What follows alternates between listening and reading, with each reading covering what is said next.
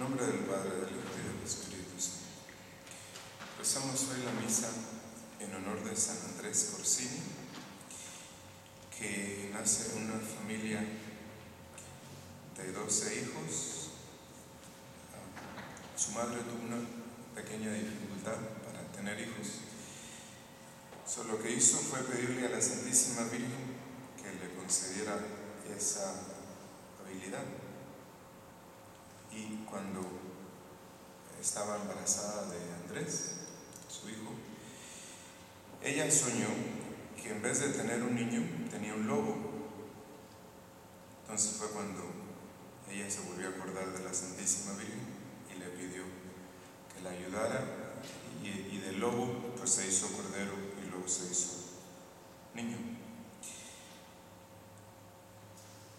Nace el niño, Andrés, y así invierte 14, 15 años de su vida muy malos, porque fue muy rebelde, hasta que su madre un día se cansó y le dijo: mira, voy a platicarte un sueño que tuve cuando tú estabas en mi vientre. Y le platicó el sueño que la mujer tuvo. Y ese mismo día, Andrés entró al convento de los Carmelitas en Florencia. Después de ser monje por algún tiempo, fue sacerdote y luego obispo en 1349, y se le conoció por el orden, la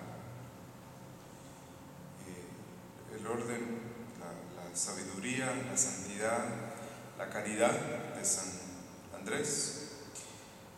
Y así termina con su vida llena de méritos el 6 de enero de 1374. Escuchamos esto de la epístola, del Evangelio, de los talentos que estos tres hombres recibieron. Logramos entender quizá lo que cada uno de ellos recibió, y logramos entender lo que cada uno tendría que haber hecho con el dinero que se le dio. Pero no entendemos que el dinero o los talentos que se le confiaron a estos hombres no son suyos, sino del dueño, del amo de la hacienda. Y así sucede con nosotros, porque lo que no entendemos en los demás tampoco lo entendemos en nosotros mismos. Y a nosotros se nos dificulta entender o conectar lo que somos, tenemos, usamos y nos pasa con Dios. Todo lo vemos en función de nosotros mismos. Entonces, dos cosas que podríamos considerar el día de hoy. La primera, que no hay ninguno de nosotros que no haya recibido gracias, bienes sobrenaturales, bienes naturales, talentos, ayudas, que no haya recibido de Dios, y que no las haya recibido con la obligación estricta de aprovecharse de cada uno de ellos. Entonces tenemos dones sobrenaturales, gracias, beneficios, tanto generales como particulares, y todo se nos ha confiado para nuestra salvación. Ninguna cosa de la que tenemos se nos ha dado por casualidad. La nobleza, la educación, las cosas que poseemos, las herramientas, las casas, el trabajo, la salud, el tiempo, en una palabra, todo el orden, toda la economía de la divina providencia respecto de nosotros puede y debe ser comprendida dentro de los talentos que hemos recibido de Dios. Entonces, todas estas cosas que tenemos se las debemos a los méritos de la preciosa sangre de nuestro Señor Jesucristo. Esto significa que todas estas cosas le costaron mucho a Él, porque ninguna de estas cosas nosotros teníamos derecho de recibir, ni necesidad. Dios pudo haberle dado todas las cosas que tenemos a otras personas, Entonces, no es suficiente con haber recibido ciertas cosas. El siervo que recibió un talento y que lo escondió fue condenado porque no se benefició de lo que recibió. ¿Y qué significa esconderlo? Pues usarlo mal. Usarlo mal. ¿Sí? Y ya sabemos que, como lo dice el Evangelio más tarde, que en este punto Dios es estrecho y riguroso. ¿Sí? Nadie de nosotros va a poder alegar ignorancia con respecto a esto. Es decir, nadie puede decir, yo no me pude servir de mi inteligencia, ni de mi buena salud, ni de mis dones sobrenaturales o naturales, porque eso es imposible. Sí, entonces, hayamos recibido lo que hayamos recibido, sea mucho, sea poco, siempre hemos recibido lo suficiente para poder merecer más. Lo que es necesario es trabajar. ¿Sí? Entonces, y ustedes pueden imaginarse el riesgo que se corre en este negocio cuando todo depende únicamente de nuestra voluntad. ¿Sí? Porque aquí nadie puede decir que hay piratas, o que hay naufragios, o que hay escollos, o que hay dificultades. Porque la medida del lucro es lo que nos debe motivar más para trabajar. En este comercio solamente son pobres los que nada quieren hacer para ser ricos. ¿Sí?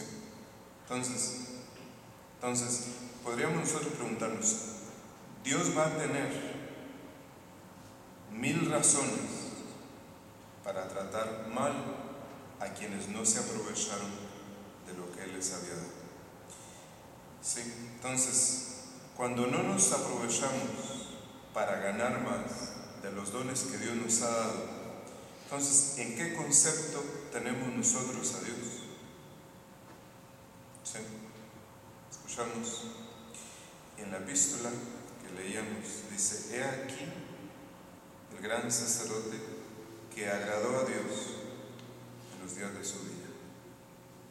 Agradar a Dios es reconocer, primero, sus beneficios y segundo, usarlos para lo que son. Entonces, consideremos en segundo lugar el uso que hemos hecho hasta aquí de lo que Dios nos ha dado. O al menos, ¿cuál ha sido nuestro reconocimiento? ¿Sí? Entonces, todas las cosas que tenemos se nos han dado para la mayor gloria de Dios y para nuestra salvación. Por ejemplo, el tiempo. El tiempo, si se dan cuenta, por ser el valor más grande, el talento más grande, está contado por segundos. ¿Sí? Y nosotros no lo llenamos de merecimientos, de buenas obras. Porque el fruto del buen uso del tiempo se nos concede en la otra vida, en la eternidad.